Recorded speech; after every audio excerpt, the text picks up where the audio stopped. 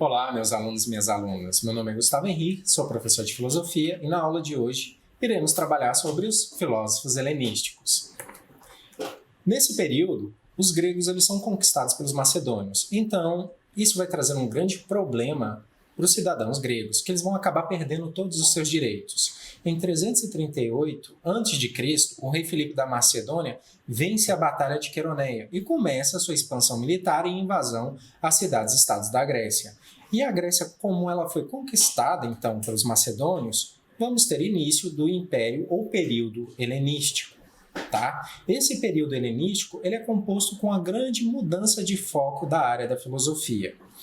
O próprio Alexandre Magno inicia essa expansão militar de seu império e espalha a cultura grega clássica, iniciando um processo de interação cultural com o Oriente. Galera, Alexandre Magno aqui, ele foi discípulo de Aristóteles e ele também nos livros de história é citado como Alexandre o Grande. Tá? A grande importância aqui do império do Alexandre, o Magno, é justamente porque ele vai acabar divulgando e levando a cultura grega para outros povos que vão ser dominados pelos macedônios.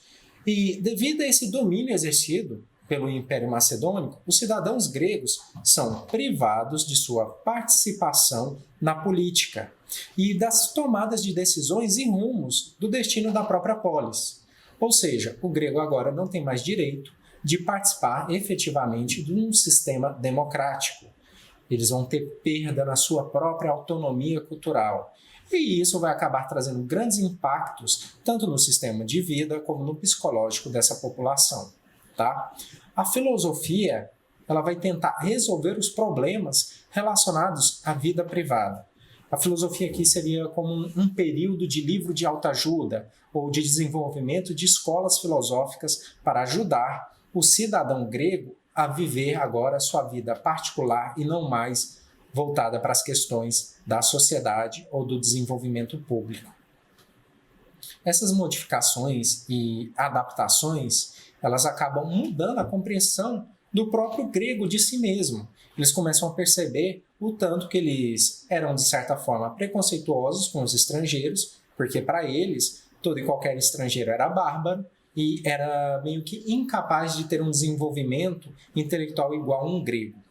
Os próprios gregos agora, com essa nova forma de governo, eles vão estar se igualando aos súditos. Não vai ter mais uma distinção entre bárbaro e cidadão grego. Não vai ter mais uma distinção entre habitante e cidadão, já que todos agora são servos e possuem o mesmo direito. Houve uma perda de privilégios. E para aplacar mais ainda essa situação, vai ter uma desorientação e insegurança em relação às condições e formas de vida social pela grande parte desses cidadãos. Assim, a filosofia desse período ela vai focar justamente em questionar quais são as possibilidades de promover a imperturbabilidade da alma ou paz de espírito nessa população, nesses indivíduos.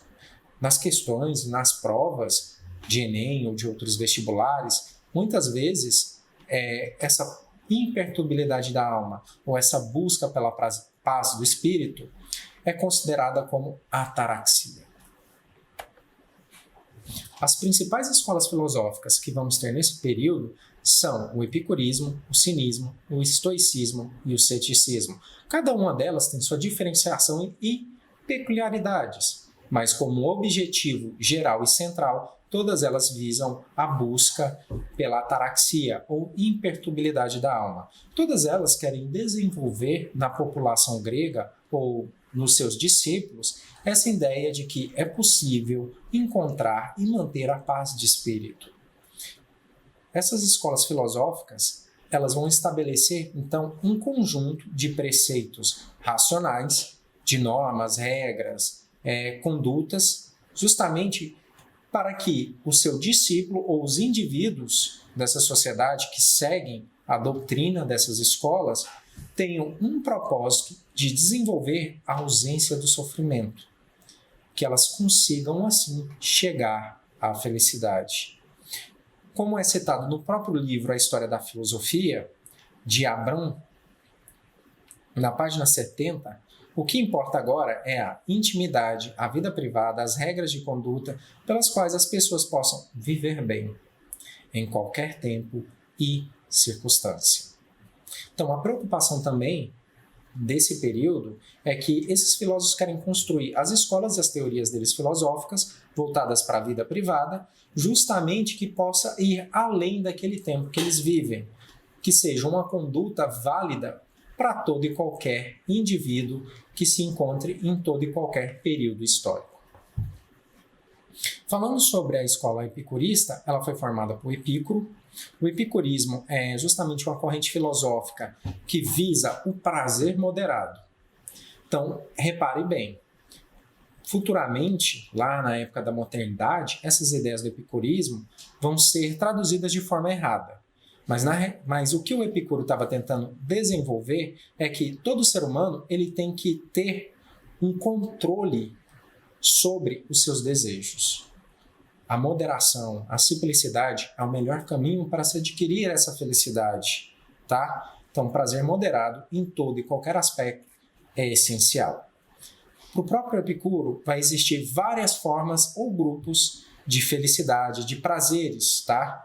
Ou melhor, grupos de prazeres para se conseguir a felicidade ou o sofrimento. O primeiro destes são justamente o que ele chama de naturais e necessários. Por que naturais e necessários? Porque vão desenvolver prazeres, felicidades que vão ser duradouras, que vão ser algo que, mesmo na recordação, vai trazer aquele bem-estar tão esperado. E elas são naturais e necessárias também porque elas se encontram na moderação. Seria beber água, comer uma comida, estar na companhia de um amigo, poder observar uma paisagem, ter uma conversa agradável com alguém. Isso é natural, vem do próprio ser humano e é necessário. Todo e qualquer indivíduo precisa disso, tá? Agora, os outros prazeres que poderiam causar sofrimentos ou alguma forma de angústia são uns imediatos. Imediatos porque ele só te engana, ele só serve para aquele momento, ele é passageiro, rápido. Só serve para aquele momentinho. Por isso, o ser humano sempre tende a agir por impulso para conseguir esse prazer. O próprio consumismo, hoje em dia, seria uma forma desse prazer imediato. Então, o grande problema deles é que eles ainda vão estar ampliando esse seu sofrimento, essa sua dor, tá? Nesse aspecto, a gente vai ter duas características de prazeres que vão variar conforme a intensidade. Os não naturais e necessários. Não natural por quê? Não é algo do ser humano em si, mas ele é necessário para a vida daquele ser humano ou daquele ser.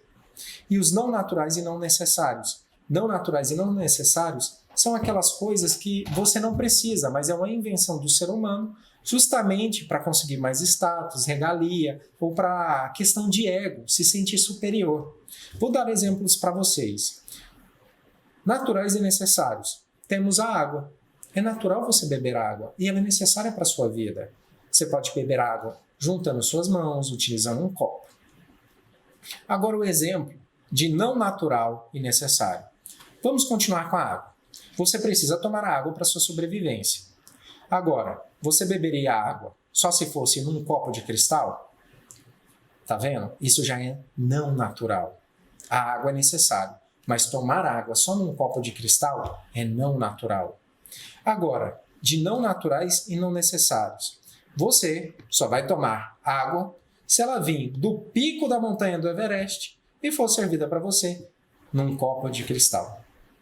Tá vendo? Isso é não natural e não necessário, é questão de ego. A pessoa quer aparentar, seja porque ela tem um bem material, ela só quer aparecer, status, tá? Ou a própria ideia do consumismo aqui. E isso não é natural e não necessário porque é uma invenção do ser humano. Então, as principais ideias do Epicuro e da sua corrente filosófica chamada epicurismo diz que a posse de riquezas, a abundância material e a obtenção de cargos de poder não produzem a felicidade. Porque a felicidade, ela é acessível para todos e ela se encontra em tudo. E o ser humano, quando ele tem muitas riquezas, isso não traz uma paz de espírito para ele. Traz, na realidade, perturbações. Ele vai ter perturbação em se ele vai ser roubado, se ele vai conseguir mais dinheiro, se ele vai conseguir manter esse dinheiro e essas riquezas. Tá? Ele vai ter que cada vez mais trabalhar para conseguir manter, administrar e ter proliferação dessa riqueza. A ataraxia só é possível quando se encontra na moderação dos afetos e a disposição do espírito, que se mantenha nos limites de se contentar com pouco. O próprio Epicuro está dizendo que a vida, na felicidade e a imperturbabilidade da alma está na simplicidade. Está em você aproveitar aquele momento com seus amigos ou aproveitar o que você tem naquele momento. Tá? E isso é acessível para todos. Então, tudo que vai para um desejo descomunal de obter cada vez mais e mais, te leva para o descontentamento. Um grande problema que todo e qualquer ser humano tem, segundo o Epicuro, é o medo da morte. O Epicuro até mesmo diz que o ser humano ele se preocupa tanto com a morte que esquece de viver. Ele se preocupa tanto em como ele vai morrer, quando e como ele vai morrer, que ele esquece de aproveitar esse momento, essa vida.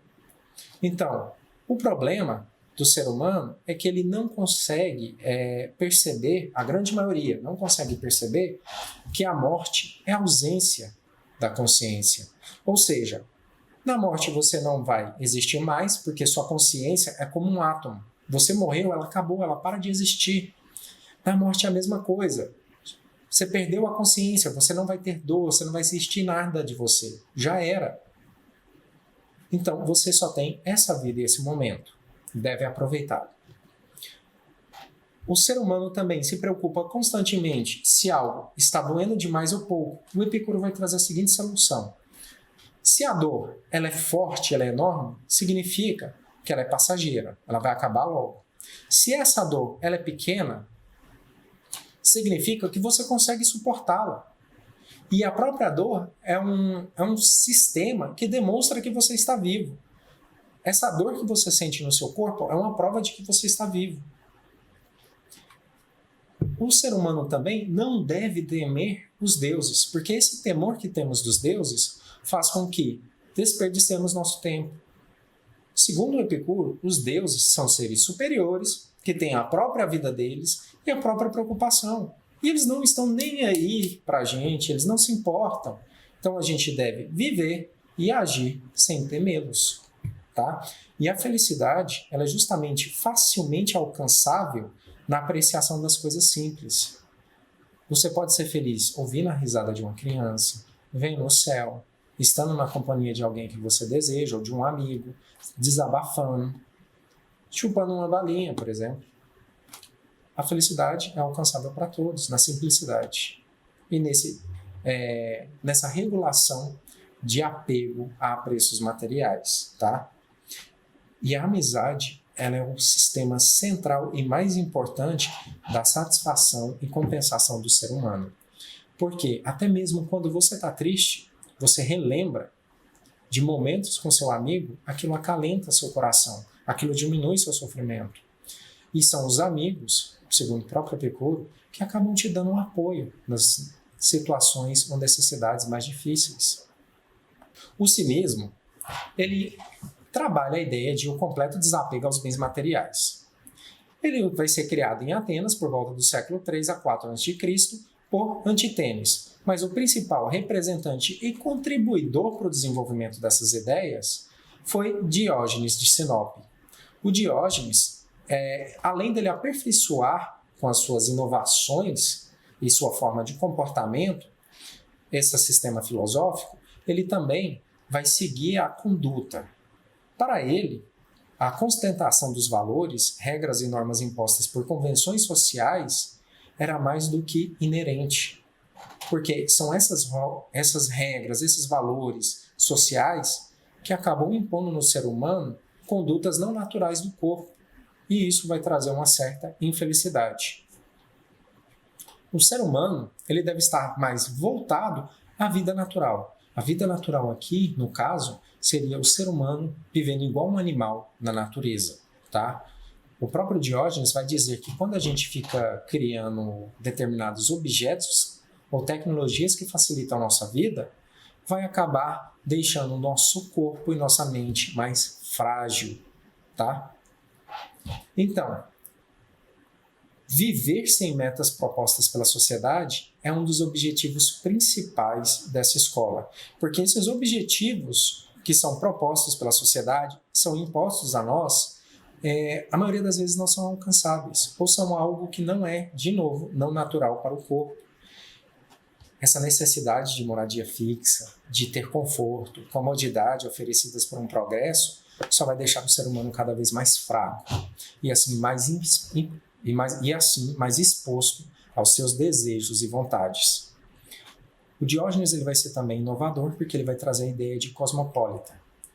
Aqui ele vai dizer que não existe um indivíduo que pertença a uma cidade ou uma nação, já que todos nós habitamos o mesmo mundo, ou seja, nós somos cidadãos do mundo. Estamos interligados porque vivemos nesse mesmo mundo, tá? E temos que seguir essa mesma natureza que rege e que cria e que impõe as regras em todos os seres vivos nesse mundo, tá?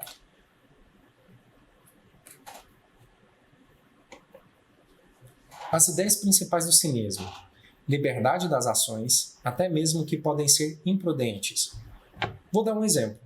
Era normal para os cínicos eles saírem pelados, porque para eles até mesmo a vestimenta do corpo era algo errada. Tinha muitos cínicos também que acabavam fazendo amor a público, porque eles diziam que a vida deles devia ser igual à dos animais e que esses tipos de constrangimento ou de ações de criar regras proibindo não deveriam existir, porque essas regras só trazem a infelicidade do ser humano e que cada ser humano deveria tomar conta da sua própria vida, porque ele por si só deveria trazer a autarquia. A vida na natureza para eles promovia exercício e fadiga, algo que é necessário tanto para a mente como para o corpo, tá? Porque esse exercício, essa fadiga gerada por essa vida natural, faria com que o ser humano se desenvolvesse cada vez mais saudável, mais forte.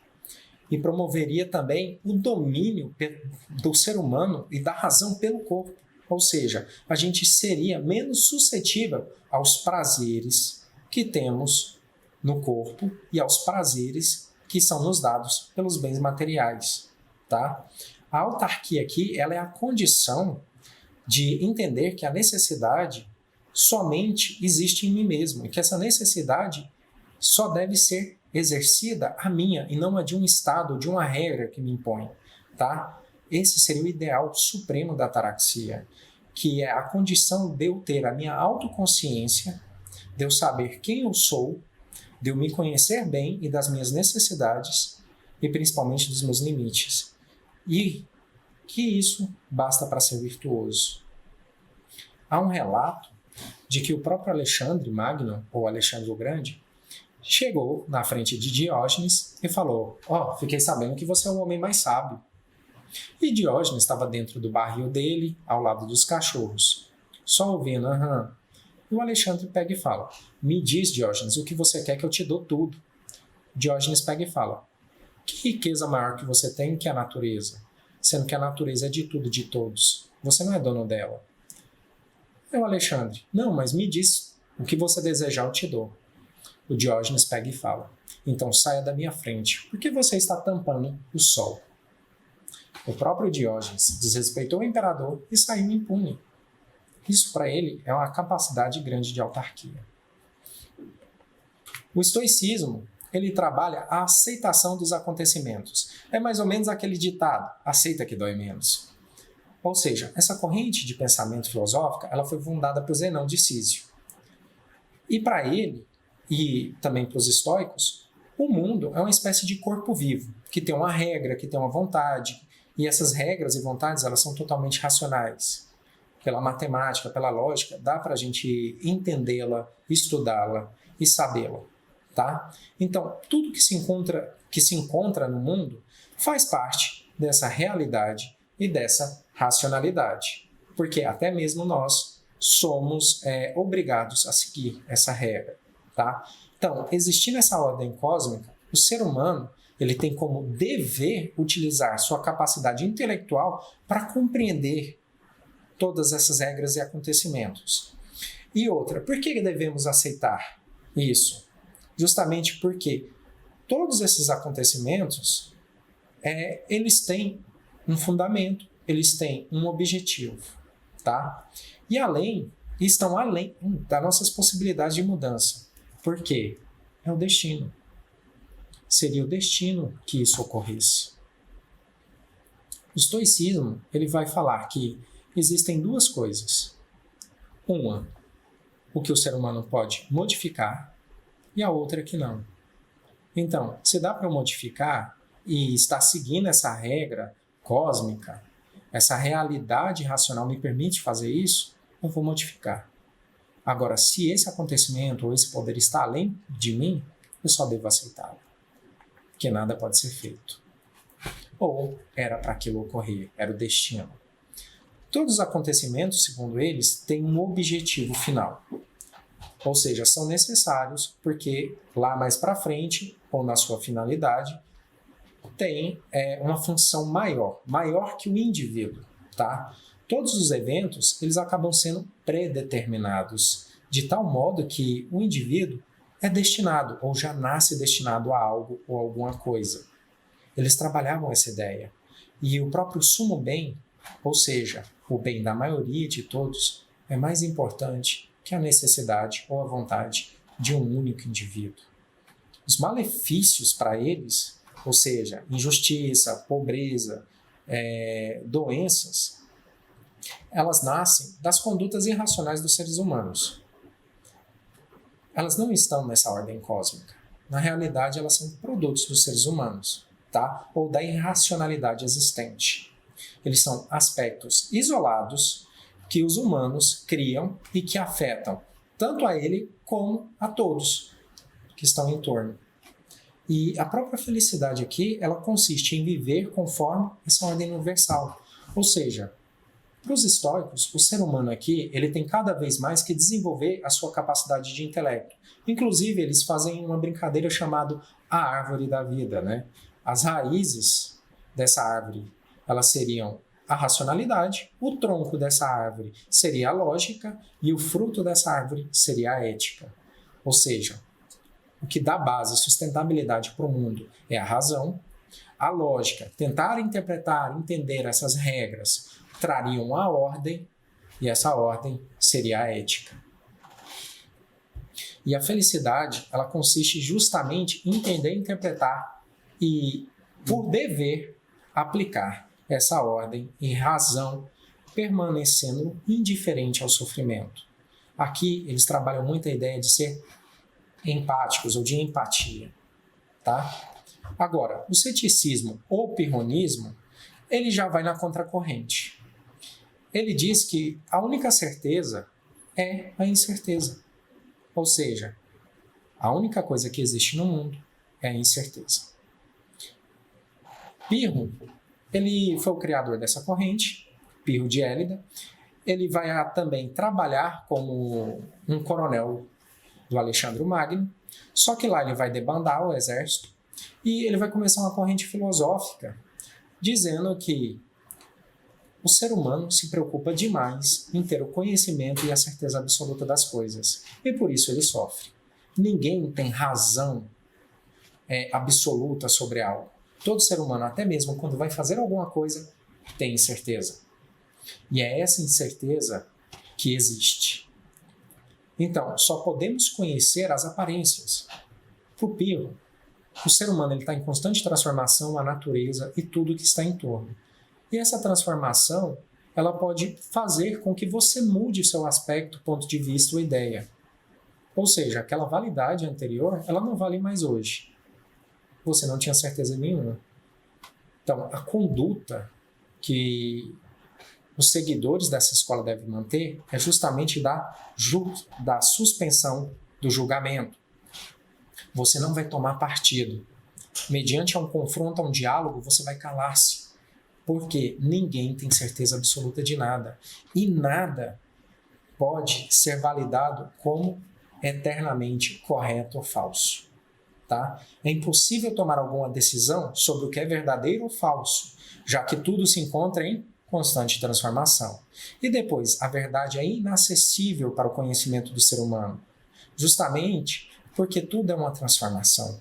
Então, não devemos nos preocupar. E para isso, o ser humano deve abster de fazer qualquer julgamento. Essa abstenção também é de qualquer juízo. Por exemplo, você está pensando muito por um problema. Nossa, eu tenho que resolver essa situação. Nossa, eu tenho que fazer isso. Esse problema está te incomodando. Isso está te trazendo uma infelicidade. Por quê? Está te deixando ansioso, pode estar te deixando depressivo, ou entre outras coisas. Aí o Pi vai falar, para que você está pensando nisso? Fica quieto. Você não tem certeza de nada. Você não sabe se amanhã você vai conseguir resolver esse problema, ou se esse problema é só algo fruto da sua cabeça. Por isso, o ser humano deve ter um abandono do conhecimento, mas não a abstenção de atingir a serenidade em busca da felicidade. E justamente a serenidade aqui é deixar de se preocupar com o que é verdadeiro, com o que é falso, com o que é totalmente correto, porque para ele isso não existe. Então, a ataraxia se encontra na afasia. A afasia aqui, no caso, seria calar-se, não expressar nenhum julgamento definitivo, ou a própria suspensão do juízo, tá?